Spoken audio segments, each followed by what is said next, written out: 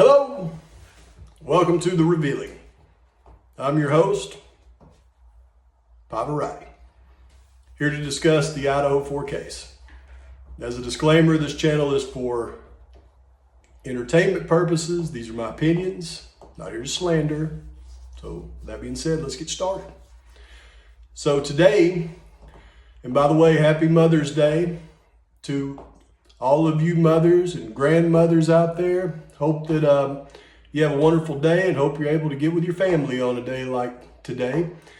I'm very fortunate to have one of the best mothers that have ever lived, and she is still with us. So we'll be going and spending Mother's Day with her and the rest of my family here shortly. And it's always a day that I look forward to.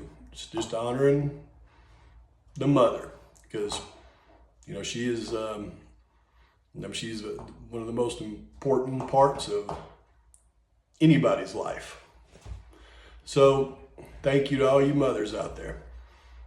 Now, what I want to discuss today is I watched a video this morning from Harsh, and it was excellent. It was an excellent video.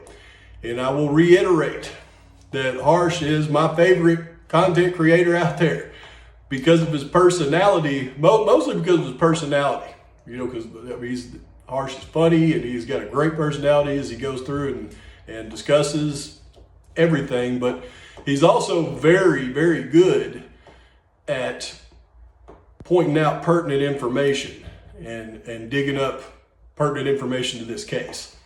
So the video he did this morning, it was on, here's what I want you to do. The name, I can't remember exactly what the name of his video is, but he did it this morning. And this is Mother's Day. This is May, today's the 12th, I think. But it's on parallel construction of a crime. So I put the link in the description below. If you haven't watched Harsh's video yet, would you do me a favor? Stop this video, click on that link, go watch Harsh's video, and then come back to this one, because you'll need to watch that video to really grasp what I'm going to be talking about in this video. Okay, so do that now, and I'm going to pause on what I'm speaking about here for just a second to bring up something else. There's a content creator out there. His name's Get a Clue, and I know he doesn't have a very high opinion of me, but that's okay, because I've been watching his stuff here lately. And I'm not going to get into his content because he's very good at analyzing things. I'll tell you right now. But the main thing I wanted to discuss is this guy is freaking hilarious. I mean, he is hilarious. I got a mole right here on my neck. I had it my whole life, last 2 days. I can't get my wife stop calling it the Manitou. So thanks for that one, Clue. But this guy is hilarious. We watched a video a couple of nights ago where somebody thought they'd figured out who he was and his wife was, and he went through this. It was like 15 minutes of I don't know. It was just hilarious. We about fell out of the beds laughing. So, I mean, you have to have a real sense of humor to be able to watch him, to be able to get the humor. If you don't have a real sense of humor, then you'll probably just get offended. But if you have a real sense of humor, go watch that guy. He's hilarious. But back to what I was talking about. If you've stopped and you've gone and watched Harsh's video by now, then I think you're ready for this. Now this is one that I did a while back, and it's just a snippet of it.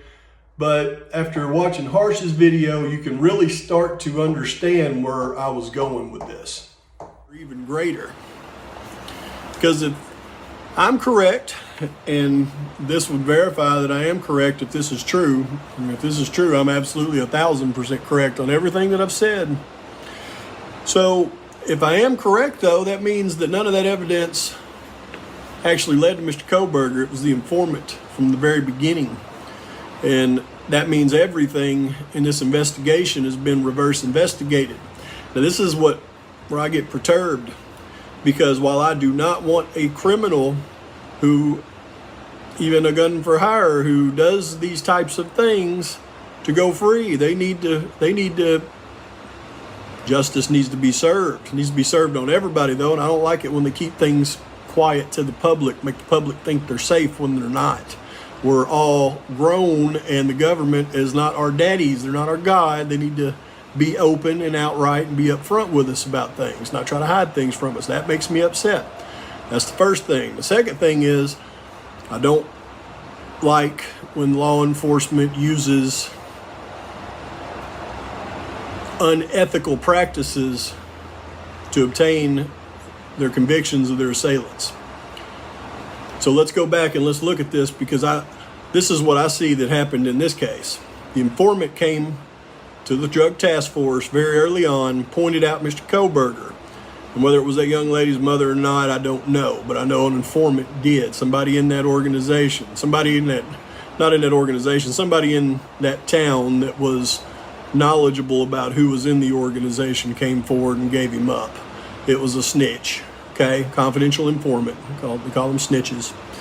So once that happened, and if you look back to one of the things that I read, he said he wasn't planning on getting caught. It was the informant that caught him. That means when they got to the crime scene, there wasn't any evidence. He did it right. This thing was clean. He knew what he was doing. Both of them did. So how can they get him then, if that's the case? Because it's not going to be from his cell phone, folks. Because let me tell you how cell phones work. Nowadays, they'll use your cell phone data to convict you of a crime based on your location, based on your text messages, but mainly based on your location to that crime. They use it in case after case after case now. It's a major investigative technique. But let me tell you, they can't have it both ways. If your phone is turned off and they can't get that location data on you, they can't say, well, we sure got him with this because he turned his phone off during the time of the atrocity, so that must mean that he was there and he did it. They can't do that. That's not evidence. That goes against the evidence. If the phone was on and they could track that data, then that would absolutely convict him, but it wasn't.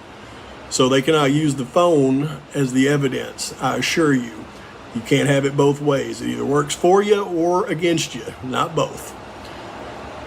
So what they needed, and they knew this early on, was they needed some information on Mr. Kohberger so that they could make sure that they got him. Now, the FBI was involved early on. Well, let me tell you what the FBI has the ability to do. If you don't believe me, go Google it, all right? Because again, this came back to that Patriot Act. They can unmask an individual. It's called an unmasking.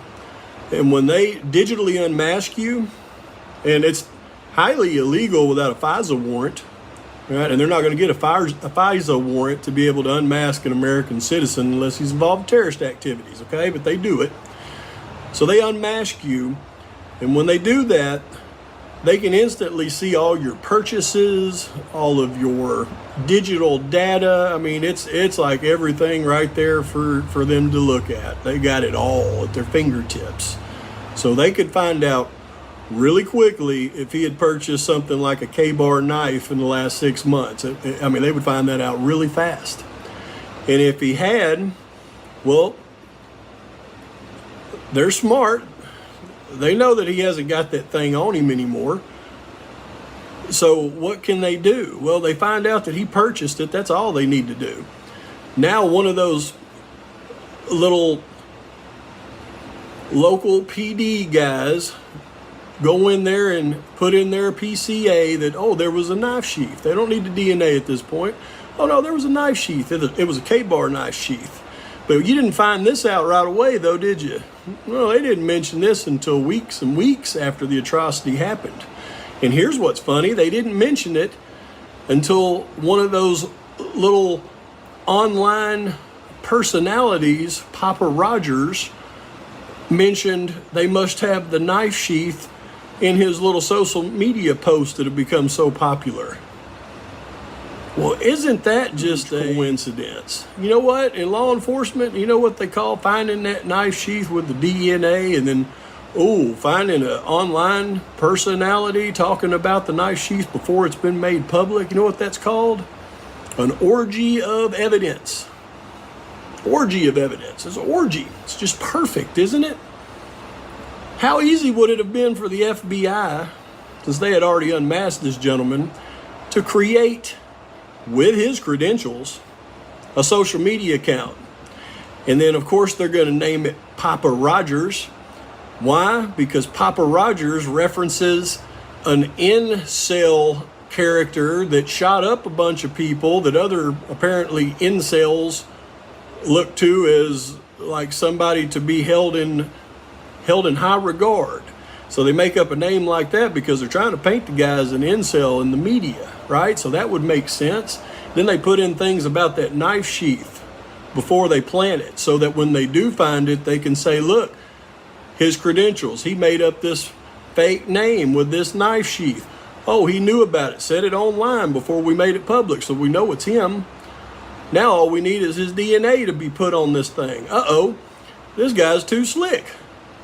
We've had him under surveillance. We've gone by his house, his apartment. We've tried to get his trash. I mean, there's nothing in his trash that gives us any kind of blood or hair DNA. How's he doing it? Well, we'll use the one kind of DNA that we know we can get from him, the touch. Because we can get that off his doorknob, off his car doorknob, or off things at his school. So let's get some of that, and we'll plant that on the knife, on the sheath, and that way we can start our miraculously fast reverse genealogy, investigative genealogy research team that takes 6 months to make something happen. We'll get them to make this happen in about 13 days. So kind of scary what happens once all that takes off. Once again, folks, I probably said too much. Once again, these are my opinions. These are just my thoughts. Probably not even close to what's going on. But do like and subscribe to my channel.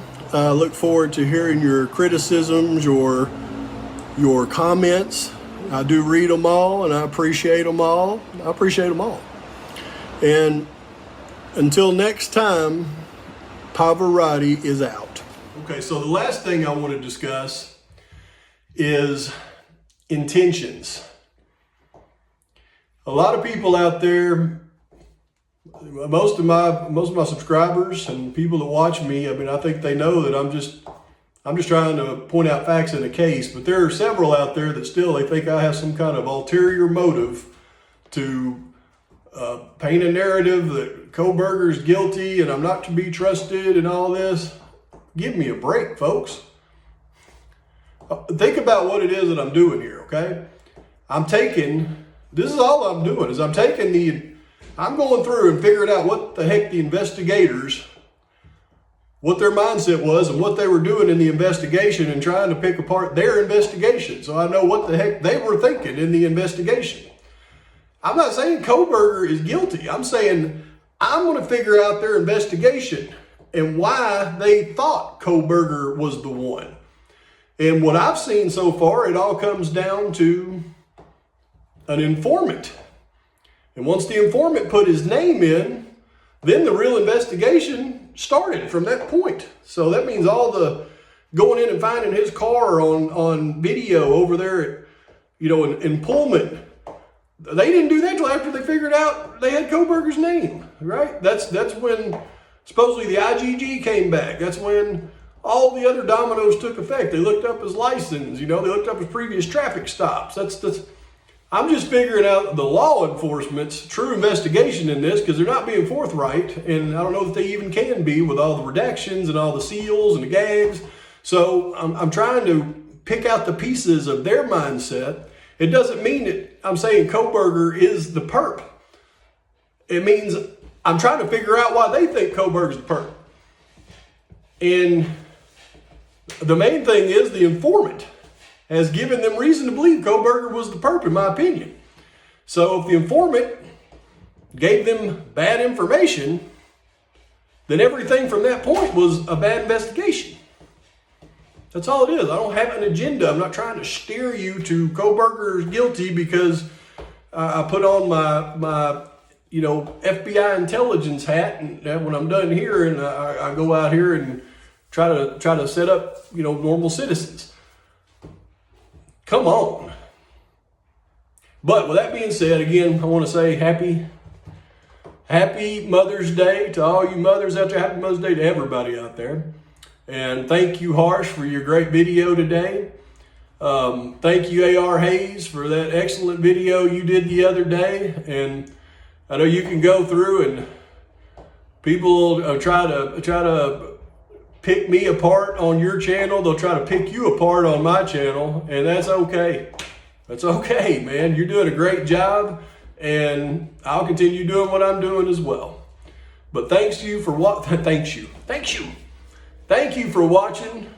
If you like the channel, please like and subscribe to the channel, and post your comments, your criticisms, and your thoughts, because I really enjoy reading those. And once again, Pavarotti's out.